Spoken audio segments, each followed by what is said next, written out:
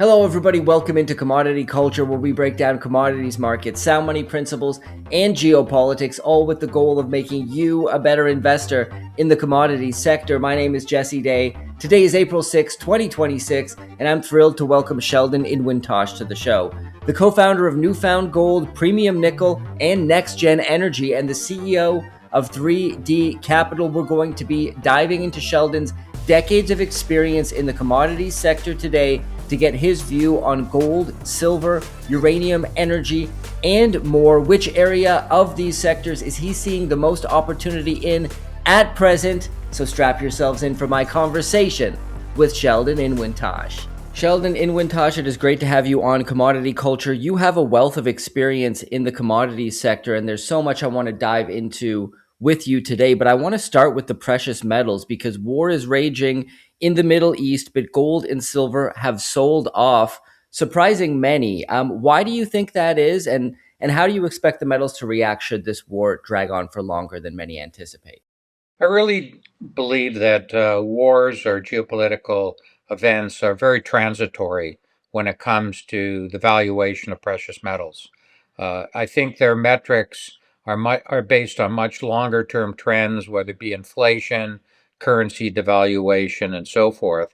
There's always a flight to safety for a moment, and then people get afraid for one reason or the other, and they sell what's liquid. So often precious metals correct in these types of environments and then resume their trend when things settle down. Well, let's focus in on silver for a moment here because a lot of interesting catalysts driving the market. We saw a tremendous run to nearly $120 an ounce before a pullback to, I believe, we're in the mid 70s last time I checked. What do you make of silver's roller coaster price action? And do you think we get back to all time highs this year? Yeah, I think the bull market theory of silver is fully intact for many reasons. I believe for many years it was suppressed and arguably shorted and manipulated, and I think that the big move was basically an unwind of all that had suppressed it for a long time. So markets always overreact in both directions.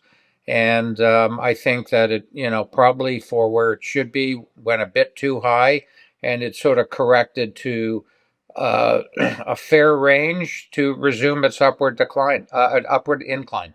And so, do you think we get back to new all time highs? And how much of silver's demand and catalyst behind it right now would you say are driven by industrial versus monetary? Yeah, I'd say that, it's probably some combination, but silver has very specific fundamentals in electronics and data centers and all kinds of metrics for the growth of what's called the digital age. And so I think that silver mines are extremely rare in terms of as a single producing mineral. They're typically byproducts. So it's not so elastic that you can just suddenly come up with new sources of supply. So, I think that after this correction settles out, I think it's there's going to be a continual supply gap. Now, central bank gold buying was one of the main catalysts that a lot of people were pointing to when it comes to the gold market and the tailwinds driving it. That seems to have dropped off this year. And also, we've had the Fed pause rate cuts and potentially could be hiking rates up ahead. Do you see those factors as headwinds for gold and your overall thoughts on the gold market at present? Well, I think gold's broken out into a very positive uptrend. I think it's going through what gold's always gone through, which is, volatility, big moves, corrections, but higher lows. And I think central banks, probably paused because the price moved up so much and they wanted to just wait for it to settle down because it's, these nothing moves up continuously. There's always shakeouts, corrections. And so I view everything as extremely constructive at the moment. And what about the gold and silver mining space? Because both categories, especially silver miners, have not really been providing that levered play on the metals prices that many expected. Are precious metals miners presenting an opportunity at these price levels, in your opinion? Absolutely. The markets pick their spots when they decide that they want to change valuations. And I think that, when you look at the price, you look at the profit margins, you look at the supply deficit factors, I believe that, on dips, they're really exceptional buys. And which area of the mining space do you think presents the most opportunity right now? Are the big producers still undervalued at these levels? Would you be looking more to the developers, explorers? What's your thought there? I think you want a mix. I think when it comes to the producers, they're still trading at historically great valuations. They have cash flow, they're paying dividends, they're buying back their shares. So all that bodes very well for that end of the market. And then with all the new capital being raised for the more junior companies, I think we're going to experience some new discoveries. I think those discoveries give obviously exceptional returns. And, for those that have the risk tolerance, I believe it's good to have a mix. And when evaluating mining companies from your perspective, because you have a lot of experience in the industry, what are the main things you're looking for? Obviously, this all depends on the type of metal and the size of the company. But what are some of the main things you're looking for, and what are some perhaps red flags you could outline for us that make you think twice? Well, I always like to have, good operators in these companies and, people that know how to manage the capital properly, bring on the right technical people if it's for exploration, geologists that have a track record. I think, you want to really look and see who forms the team, what is their previous experience? Do they care about their shareholders, in terms of their capital structures and so forth? The integrity of management, that to me is quite important. And what about red flags? Well, I think people that have had difficulties, in previous companies, failures, problems with regulators, like, those that have checkered pasts, I think you should be very, very careful about. Geopolitical risk, what countries where the properties are located. Some countries have had leftist regimes and they've been more difficult in terms of exploitation. So yeah, you just want to be careful of where the properties are located as well as an addendum. And do you see anywhere as a truly safe jurisdiction at this point in time? Because in a place like Canada, for example, you might have, generally speaking, the rule of law, but you don't necessarily have very fast permitting times. There's all sorts of environmental red tape. It's a very lengthy, drawn out process. Same with many states in the US. We're starting to see perhaps a shift in places like Argentina and Colombia to more favorable governments in terms of the mining space. But is there essentially risk no matter where you go, just of different kinds, or are there certain jurisdictions that you look at as just completely safe bets?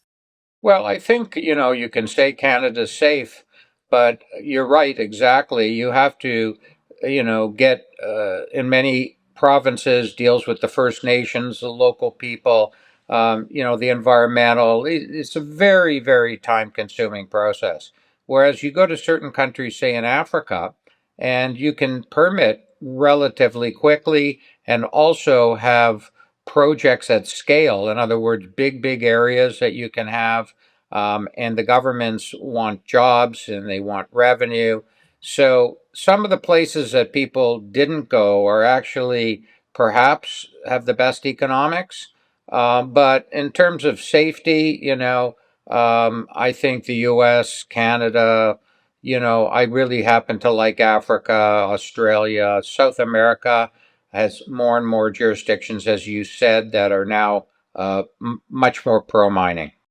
The sponsor of today's episode is ARC Silver Gold Osmium. Owner Ian Everard is praised even by his competitors as one of the most honest and level-headed bullion dealers in the United States. They have some great prices. You can see some of them displayed right now on screen. Take advantage of these specials today by reaching out to Ian at 307-264-9441 or by email at ian@arcsgo.com.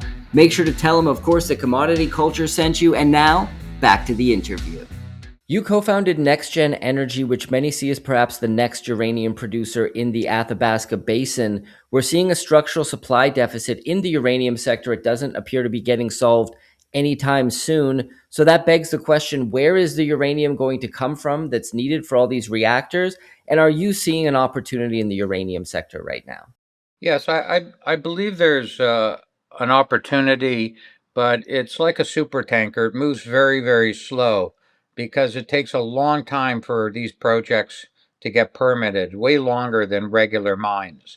So what happens is you have to be exceptionally patient, and it's not like the economics don't occur overnight. So I just think that people should be cautious and realize that this is a very challenging area for investors. Absolutely. And one thing that has proven out really It's a is, long time haul. yeah, and there's a lot of volatility in the sector as well. We've certainly seen that play out recently, sometimes with double-digit percentage gains and losses within single trading days. What are your thoughts on the volatility of the sector? If you had zero exposure right now, would now be a time you'd be deploying capital to the space, or would you be sitting on the sidelines, perhaps letting all of this volatility play out? Yeah, I think I would wait till the volatility slowed down and the volumes declined, and everything settled in, and then pick your spots, pick the companies that you think are the best, and nimbly acquire shares. And now in the uranium space, far different than the precious metals mining space, there's very few companies to choose from. Once again, the same question: are the big producers, do you think, still a place worth investing in at this point? Your Camecos, your Kazatomprom. Would you be looking more towards the developers like NextGen, who are getting perhaps closer to producing? What are your thoughts? Yeah, I think it's best to probably stick with the producers at this point. Yeah, that makes sense. Now, what about copper? This is another metal where a supply demand imbalance appears to be playing out, with many analysts projecting a massive supply shortfall that could send prices much higher. Would you agree? And is copper a smart place to be positioned right now, in your view? Yeah, I like copper a lot. Not saying that all this destruction in the world's going to have to be rebuilt, but certainly in the defense industry, you need a lot of copper. Uh, Copper is a fundamental commodity. It's also used in connectivity for electronics. So I like copper. I think that many of the copper companies aren't trading at massive premiums. So I'm a fan to invest in that sector for sure. And how about energy? Because this is obviously a hot topic. WTI soaring to over 100. I haven't checked it now. I don't know if trading's opened yet, and what's happened as a result of Trump potentially talking about peace. There's this cycle that happens: talk about peace, bomb them; talk about peace, bomb them. So I don't know that oil is going to be going down anytime soon, but nonetheless, perhaps a little bit precarious considering this war that's going on. Is there opportunity here, or are things too uncertain to be deploying capital into oil and gas as a major conflict rages? Yeah, I think that I would stay in the sidelines because, you're dealing with sort of the whims of politics, and there is a lot of oil in the world. It just has to get to markets. So, my feeling is when things all settle down, the price of oil will also settle back. And do you think we're going back to the $50, $60 a barrel? And what about the long-term trajectory for oil and gas? If we look out over a 3 to 5 year time horizon, do you think prices could be heading higher?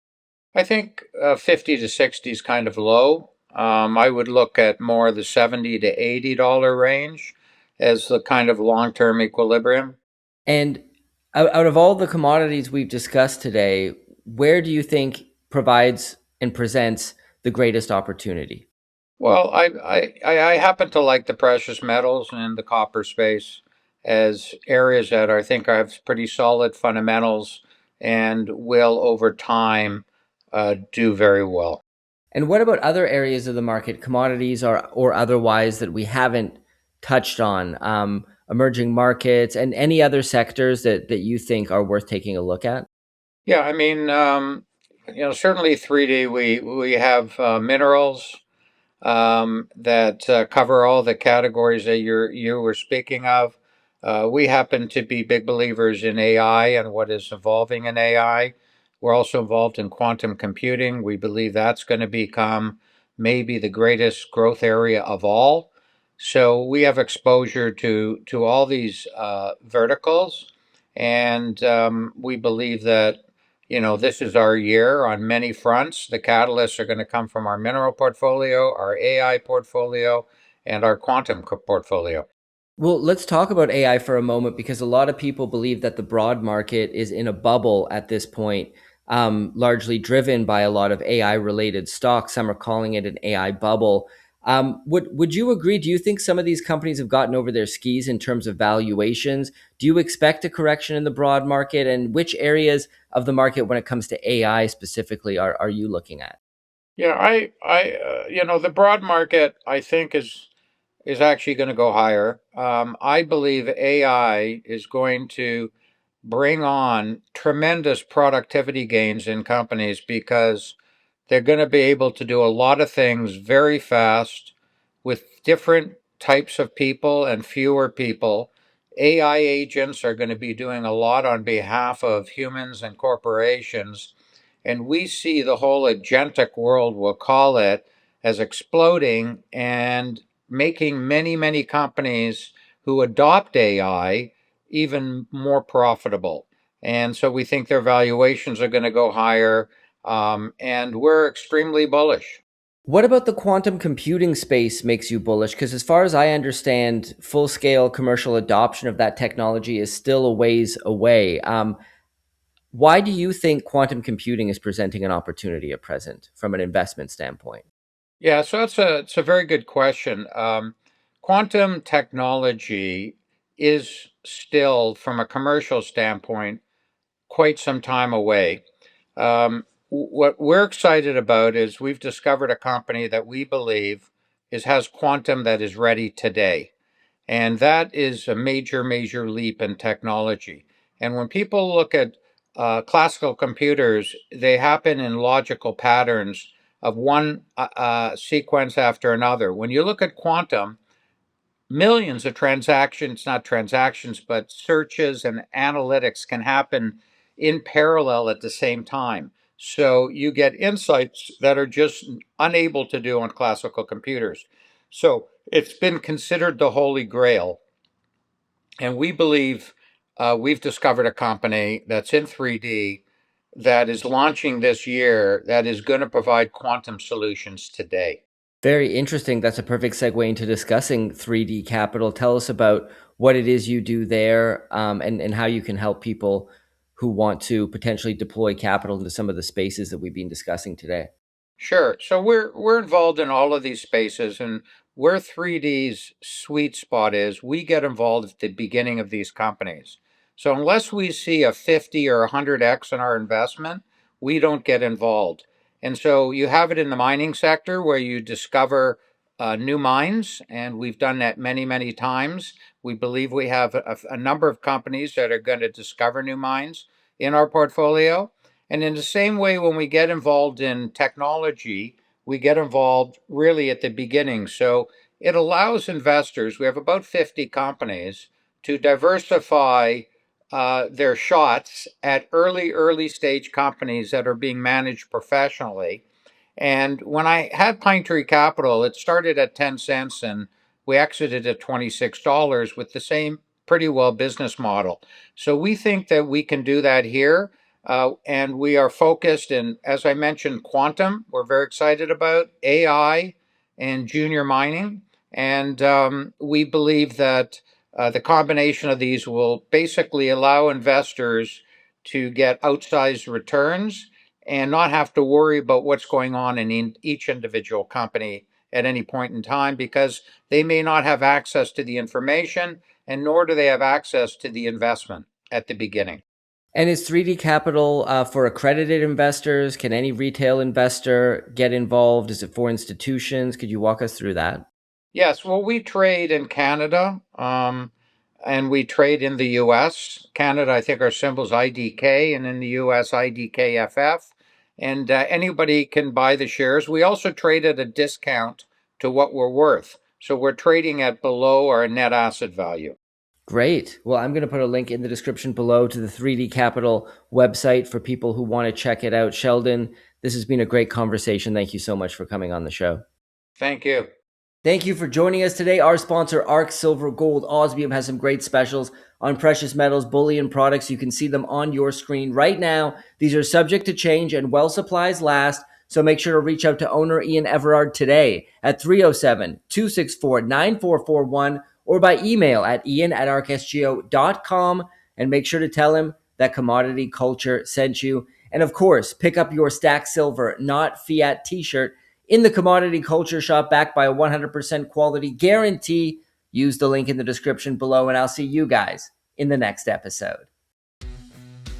Commodity Culture is a series on commodities and natural resources. If you would like to see more, be sure to subscribe and hit the bell notification so you're always up to date with the latest episodes.